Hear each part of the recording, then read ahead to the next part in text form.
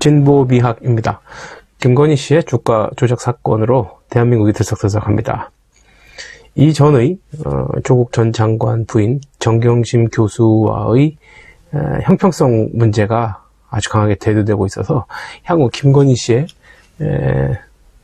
소환이랄까 향후 일정들에 대해서 많은 사람들이 관심을 갖고 있습니다. 한편 국민대에서는 이 김건희 씨 박사학위 논문에 대한 재검증이라든가 재심사에 대한 그런 어떤 대책이나 계획을 수립하는 데 있어서 매우 비협조적인 모습을 보이고 있죠. 국민대 졸업생 및 동문들이 소송을 할 정도로 국민대에서는 뭔가를 숨기는 것 같기도 하고요. 제 개인적인 생각은 하여튼 협조적으로 하진 않는 것 같아요. 사실 그 박사 논문이라는 게 맘먹고 하면 하루분 하거든요. 그런데 혼자 하는 게 아니고 어쨌든 검증단이란 그룹을 만들어야 되는데 이렇게 사회적으로 좀 부담스러운 것에는 교수들이 성격상 안 끼려고 해요. 그런데 어떻게 생각하면 교수들이 그렇게 이러한 부분에 참여하지 않고 주저한다는 것 자체가 이미 정치를 생각하고 정치적인 성향을 띠는 교수라고 볼 수 있죠. 거긴 정치적인 어떤 판단 기준이 들어가면 안 되겠죠. 교단에서 학생들에게 항상 바르고 정직하게 살아라고 말해야 되는 교수들이 본인들의 유불리를 따지는 그런 모습에서 많은 분들이 실망을 하고 있을 거라고 저는 생각을 합니다. 그래서 국민대가 미적하고 있는 이 논문 검증을 심사를 제가 한번 해봤어요. 비록 전공은 다르죠. 저는 사회복지 쪽이니까. 그런데 아주 이공계 쪽 아니고 의학, 컴퓨터공학 이쪽 아니고 비교적 비슷한 제 쪽은 예술 계통인 것 같기도 하고. 근데 내용을 보니까 또 아주 또 그쪽도 아니에요. 비록 전공 분야는 다르지만 기본적으로 이 논문이 갖추어야 될 필수적인 요소들이 있거든요. 그리고 그 논문의 함량, 무게감 같은 거, 수준, 이런 것들을 기준으로 제가 한번 봤어요. 정말 이거 시간이 얼마 안 걸릴 것 같은 논문이에요. 제가 봤는데 저도 사실 궁금했는데 누군가가 해주겠지, 하겠지 했는데 이런 어떤 유튜브나 방송은 안 나오고 유튜브 같은 데 나와도 대략적인 것만 얘기를 하고 자세한 거를 알 수 있는 방법이 없어서 저도 궁금하던 차에 한번 해봤습니다. 그걸 검증해봤는데 좀 웃겨요. 정말 이런 수준의 박사 논문이 통과되고 또 이런 수준의 박사 논문을 통과된 사람이 학교에서 학생들을 가르친다는 것 자체가 저한테는 좀 모욕적으로 느껴지는 그러한 일련의 사건이고 논문인 것 같습니다. 하나하나 짚어드리겠습니다. 일단 영문 초록부터 한번 짚어보겠습니다. 일단 문장이 엉망입니다. 단문, 복문 그런 것들 말할 수도 없을 정도로, 그리고 동사가 어디 있고 주어가 어딘지도 매우 중복적이고 중첩적으로 사용이 돼서 품사를 이렇게 집어내는데도 매우 까다로운 고급 문장입니다. 네. 보통의 영문 초록은 잘 안 쓰는 형식의, 잘 못 보던 형식의 영문장입니다. 그리고 가장 두드러진 실수는 보통 이 논문은 실증적이고 객관적이기 때문에 1인칭이나 2인칭 주어를 쓰지 않아요. 그래서 I나 you 같은 표현을 쓰지 않거든요. 그런데 이 김건희 씨 논문에서는 그냥 잘 쓰였어요. 매우 편안하게. 그래서 보통은 researcher라든지 surveyor라든지 consumer라든지 user라든지 provider라든지 이런 표현을 쓰거든요.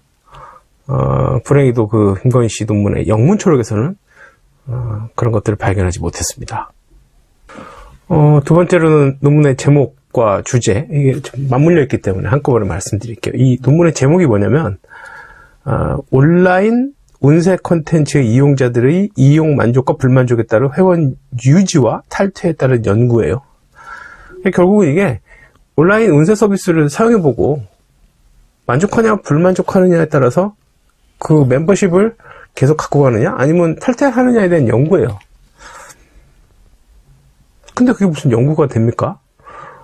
사용을 내가 하고 싶으면 유지되는 거고 불만족하면은 당연히 회원 탈퇴하겠죠.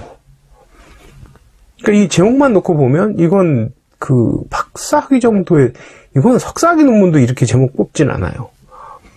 뭐, 회원 유지, 탈퇴에 대한 뭐 요인 연구라든지, 뭐 그런, 최소한의 그런 뭐 환경적인 요인, 변수에 대한 연구라든지, 그런 것들이 들어가기 마련인데, 여기는 그냥 회원 유지와 탈퇴에 대한 연구예요. 그 연구할 게 뭐 있겠어요, 거기. 거기 제목이, 답이 다 나와 있는데. 그러니까 이거는, 글쎄 모르겠어요. 지도교수가 지도를 거의 하지 않은 게 아닌가 하는 생각을 하게 만드는 논문 주제와 그 또 제목이에요. 또 논문 주제 제목만 그렇게 되고 논문은 잘 쓰여 있을 것 같아. 그런 확률도 있으니까 논문의 내용을 좀 살펴봤어요. 논문의 내용 중에서 보면 이렇게 그 연구 대상자를 이렇게 설문지를 조사를 하잖아요. 그러면 설문지를 어떻게 우리가 선정하는지에 대한 것이 매우 이런 종류의 연구에서는 중요하거든요. 대부분 랜덤, 즉 무작위로 추출을 해요. 그 무작위 추출에도 뭐 수십 가지가 있어요. 뭐 어떻게 하느냐에 따라서 그 전체에서 무조건 무작위를 하느냐, 부분을 이렇게 구획을 해놓고 무작위를 하느냐, 아니면 또 뭐 이렇게 한 곳에서 시작해서 여기 가서 하고 여기 가서 순서를 두고 무작위를 하느냐, 뭐 여러 가지 무작위 방법이 있어요. 기법들이. 그런데 어떤 무작위 방법을 하든지 그 방법을 선택한 이유를 거기다가 명시를 해줘야 돼요. 그 무작위라고 해서 내가 이거 하고 싶어서 뭐 여기 보니까 강남구, 서초구 뭐 이런 식으로 2개를 하고 뭐 노원구 어디 뭐 이렇게 2개를 했는데 이유가 없잖아요. 서울시 내 구가 몇 개인데 거기서 강남, 강북에 각각 2개씩 거기를 선택한 이유가 있어야 되는데 그게 없어요. 네. 그게 정말 중요하거든요. 연구 논문에서는. 그게 논문의 신뢰도와 직결되는 거예요. 아무리 논문의 결과가 타당성이 있어도 이 신뢰도와 타당도가 진짜 중요하거든요. 근데 아무리 그 논문이 결과가 좋고 이렇게 타당해도 보편 타당하고 그래 말이 돼 이렇게 해도 그 논문을 신뢰할 수 없으면 그걸 못 쓰는 논문이에요. 그런데 그 신뢰도와 직결되는 게 바로 이 샘플링이에요. 그 샘플링을 왜 그 2개의 구식을 했느냐? 예를 들어서 이렇게 할 수도 있어요. 그건 뭐 그냥 정답이 있는 게 아니에요. 내가 뭐 연구자가 접근하기 용이해서 뭐 이렇게 쓰면 되는 거예요. 내가 살고 있고 내가 뭐 옆에 구라서 내가 연구하기에 용이해서 뭐 이런 식으로라도 이유를 달아야 되는데 그게 없어요. 그리고 결정적인 문제죠 이게. 그리고 결정적인 문제는 뭐냐면 이 논문 자체가 온라인 운세 서비스 이용자잖아요. 373명. 온라인으로 접속을 해서 온라인의 그 서비스에 대한 만족 불만족에 따른 회원 유지와 탈퇴에 대한 연구인데 어느 동네에 사는 게 무슨 의미가 있습니까? 그렇지 않아요? 온라인으로 전 세계로 다 갈 수 있는데 근데 굳이 여기서 강남북 2개를 굳이 정할 이유가 전혀 없거든요. 사실은 무슨 말인지 아시죠? 그러니까 전 여기서 이게 어느 논문 같은 걸 보고 하는데 대부분의 논문 저렇게 해요. 지역적으로 이렇게 그냥 그게 좀 그렇게 다 하는 것 같고 그럴듯해 보이니까 한다. 그런 이유로 그렇게 한 것 같아요. 네. 그리고 이 설문지를 사용해서 만족도 조사를 했다고 했는데 그 설문지를 선행연구, 즉 그 앞선 연구들에 사용된 설문지를 갖고 참고를 해서 만들었다 했는데 앞선 연구에 대한 인용이 전혀 없어요. 소개도 없고. 물론 이 논문 전체적으로도 이 인용 부호가 전혀 없어요. 어느 연구에서 몇 년도 어느 연구에서 따왔다 몇 년도 이게 있어야 되거든요. 사실. 근데 그런 것도 전혀 없어요. 네. 학부 논문도 요즘은 그렇게 안 쓸 거예요. 아마 학부생들도. 그러니까 앞선 연구, 어떤 연구. 네. 이 논문에서 선행 연구가 중요한 이유는 그 원래 대부분의 논문은 기존 연구, 선행 연구를 맨 앞쪽에 둬요. 왜냐하면 내가 지금 하고자 하는 연구를 이전에도 비슷한 거나 똑같은 걸 했을 수가 있잖아요. 그럼 내가 이걸 할 이유가 없는 거잖아요. 내가 지금 하고자 하는 것을. 그렇기 때문에 과거에 나와 똑같은 연구를 진행한 연구자가 있는지, 그런 연구가 있는지, 비슷한 연구가 있는지에 대해서 먼저 리뷰를 한번 쫙 해야 돼요. 그 시간이 굉장히 오래 걸려요. 그래서 내공이 좀 있으신 학자분들은 이 선행 연구만 쫙 보고서도 이 논문이 어느 정도 이 논문을 쓰는 사람이 어느 정도 공부를 했구나라고 딱 에스티메이션 하는 분도 계세요. 그럴 정도로 이 선행연구가 매우 중요한데 이 논문은 선행연구 섹션이 아예 없어요. 그리고 뒤편에서 지금 설문지를 선행연구에 사용된 설문지들을 조합해서 만들었다라고 말은 했는데 그 앞에 선행연구가 하나도 없어요. 짝입기 의혹이죠. 바로 이것이. 마지막으로 통계 처리 부분입니다. 진짜 얘기할 거 많은데 그냥 몇 개만 말씀드리는 거예요. 이 회귀분석이라는 통계 기법을 사용해서 일반적으로 많이 쓰는 기법이에요. 이 기법을 사용해서 통계 처리를 했습니다. 설문지로 취합된 것을. 그런데 그 중에서 중요한 값이